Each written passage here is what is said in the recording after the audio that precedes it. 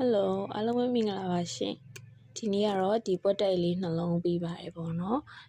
ပွက်တက်လေးကတော်တော်ချစ်ဖို့ကောင်းပါတယ်ဒါလေးကကြောက်စိမ့်လေးနဲ့ဒါခဲဖြူလေးပါခဲဖြူလေးနှလုံးပြီးထားပါတယ်ပွက်တက်အိတ် handmade ပွက်တက်အိတ်လေးတွေကိုလှလှလေးလဲလိုချင်နေဈေးတနန်လေးတည်းရလဲလိုချင်နေဆိုရင်ဒီအိတ်လေးတွေကို recommend ပေးပါတယ်เนาะသူကဈေးလဲတိတ်ပြီးတော့မများဘူးပုံစံလေးကလည်းတော်တော်ချစ်ဖို့ကောင်းတယ်နောက်တော့ပွက်တက်အိတ်လေးဖြစ်တဲ့အတွက်ကြောင့်မို့လို့ထဲထဲမှာလည်းဒီလိုပိတ်စာလေးချုပ်ပေးထားပါတယ်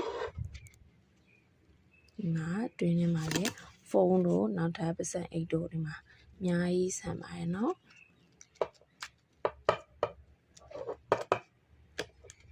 တဲပုံလေးနဲ့အရန်ချစ်ဖို့ကောင်းပါတယ်ဒါလေးကကြောက်စိမ့်လေးပါဗီဒီယိုထဲမှာနည်းနည်းမှောင်နေတော့ကြောက်စိမ့်လေးနဲ့ခဲဖြူလေးနဲ့ပါကြိုက်နေတဲ့ဆိုလို့ရှိရင်เนาะ